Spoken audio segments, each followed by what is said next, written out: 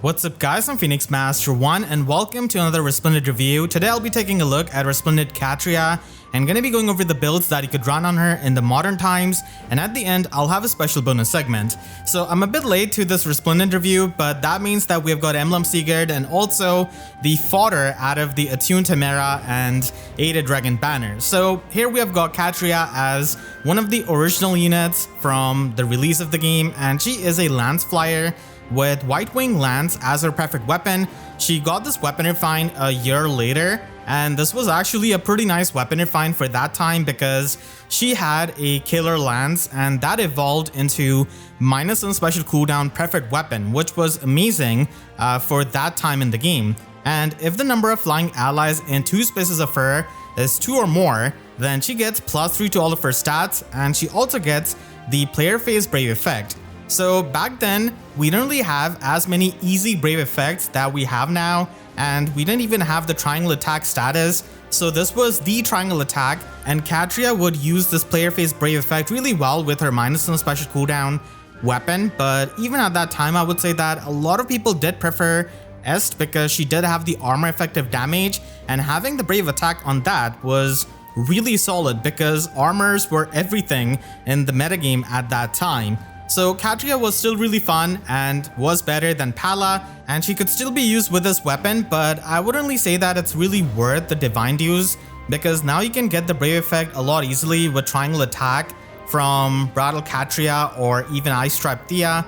We also have the dual strike status, so it's not really all that insane, and unfortunately we don't really have that many good lances available, so the choices for her weapon is going to be boiling down to Arcane Lewin, which is still an older arcane weapon. And looking at her stat spread, she has got a weird super boon in resistance, which I guess you could definitely try and use for something like Pegasus Rift, but most of the time you're going to be focusing on her attack and speed. And with the Resplendent stats and everything at max investment, this is how she's going to be looking compared to the other Lance Flyers. Now, Lance Flyers is a really competitive class type, and she's not going to be as fast or even have as much attack as Marcia, but she does come close. And if you really want to have some kind of brave effect, then we do have Summermail Chez with a dual phase brave weapon, so that is just extremely powerful, and you're mostly going to be investing into Catria if you're a big fan of her. If you want to invest in her, then just like any kind of Gen 1 unit, she's going to be taking a lot of resources, the dragon flowers, and also the expensive fodder, but this is a build that you could try and build up with the divine codes and some decent fodder that you might have. So like I said, Arcane Lewin is pretty much going to be the main lance that you want to try and run. This does give you the full on follow-up and also gives you a bit of true damage and also dull speed defense, which is useful, and it also has -1 special cooldown just like her preferred weapon. She could also use Arcane Xiang if you don't really have it, but Arcane Lewin is much better for her, and it is available in the Divine Codes with Rearmed Ingrid. And in that same Divine Codes path, you can also get Winter Dimitri, who's going to be giving you No Quarter and Panic Smoke. So that could be run as a Slotsy and most definitely as a special. And Emblem Sigurd is going to be the best emblem ring for her because it gives her +1 movement and also Canto 3. And that is amazing because it frees up your Slot B and Slot C from running something like a Trace Skill or any kind of Rain Snap or Endless Tempest. So it's an amazing ring for her, and you can get Guard Bearing 4 at the same time from Rearmed Ingrid, and Attack Speed Clash is going to be something you're going to be needing on her, but if you don't have it, then Attack Speed Catch could also work. In that same Divine Codes path, you could also get Soaring Guidance, so that could also be run in her Slotsy if you don't really plan on giving her the fodder of Attuned Ivy. So this could be a build that you could run at medium to high investment, and if you're going to be investing even more resources, then this is the build that you could try and run. Now, because she does have resistance that you could make use of at this kind of max investment, Pegasus Rift becomes a pretty nice option. Now, you only need to have 40 resistance as the benchmark to get all out of Pegasus Rift, so it's not like you need some insanely high resistance stat. And she could also use Wyvern Rift, but out of the two, I would say that Pegasus Rift is a bit better because it gives you more true damage and more flat damage reduction, and its check is a bit lenient. So that's why it is much better for her. And this is going to be giving you the flat damage reduction, which guard bearing doesn't really give you. It provides you with completely pierceable damage reduction. So this can help you with attack speed XL, which you could run in her slot A, which also gives you the flat damage reduction. And it is going to be having good synergy with the extra movement of Emblem Secret. No Quarter is absolutely the special you should be running because you need that damage reduction piercing. And for her slot C, you could try and run Deadly Miasma, which you get at the same time when you try and give her Soaring Echo. But if you have the resources, then Shadow Shift 4 could be a really amazing option with the flat Canto 3 that she's able to get out of Emblem Secret. And this allows you to reposition your allies again while being in the Canto. So it's an amazing utility skill that you could try and run on her. And this is the max investment build if you want to have a bit more of a defensive side with Pegasus Rift. But if you want to go the full offensive route, then Momentum 4 is definitely going to be the skill to pick for slot B. So this can give you even more true damage on top of the true damage that you get out of Arcane Lewin. So that is going to be really helpful for improving her damage output. And this also gives you the special jumping, so you can immediately trigger your No Quarter and do a lot of damage.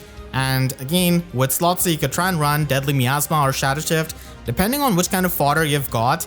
Deadly Miasma actually works out pretty nicely for a more player phase focused build like this with Momentum. So it does give you the haste terrain, and you also ignore any kind of visible buffs of the enemies. So it is helpful in that regard. And Attack Speed XL is going to be staying as the best slotty skill for her, no matter the defensive or the offensive build for her. So definitely try and get her if you're a big Catria fan. And we do have a couple of attune skills, but Soaring Echo is definitely going to be the best option to provide the warping to your allies. If I had to give Catria a modern weapon refine, then this is what I would do. She does have the base of a pretty nice weapon that she could have. It's just that her WHITEWING lance is too outdated. So she would still have -1 special cooldown, and she would get the aerial maneuvers, 2-space warping, which her Shadows of Valentia version also has. So this is going to be really nice for the mobility, even though nowadays the warping isn't really all that insane anymore because we've got a lot of Soaring Guidance, Soaring Echo, and then Emblem Celica Ring, but still pretty nice to have in her weapon.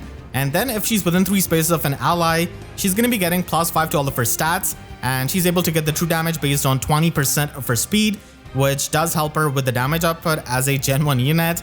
And then just like Arcane Lewin, she gets the full null follow-up, which is definitely going to be helping her quite a bit.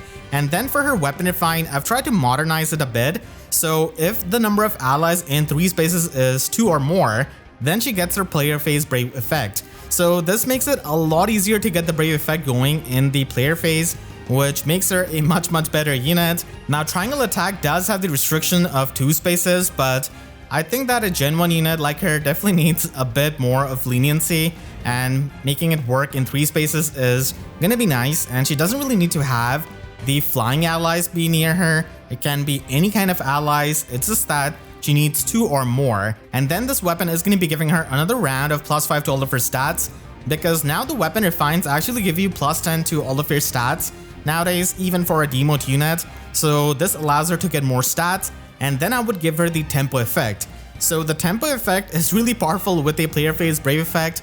That too, that gives you true damage, and which has got aerial maneuvers, warping, and -1 special cooldown built in. So this is going to be a really powerful weapon, and despite her outdated stat spread, she's still going to be able to make amazing use out of it. So let me know what you think about this theorycraft which I've done for her weapon refine. I want to thank all of my team members for their constant support, and you can click the link on the screen right now to check out my breakdown of the new Halloween banner. And make sure to subscribe and hit the notification bell, because YouTube sub boxes are about as functional as CATRIA'S Brave effect when there are no flying allies near her. So with that, I'll see you guys next time. Thanks so much for watching and have a great day.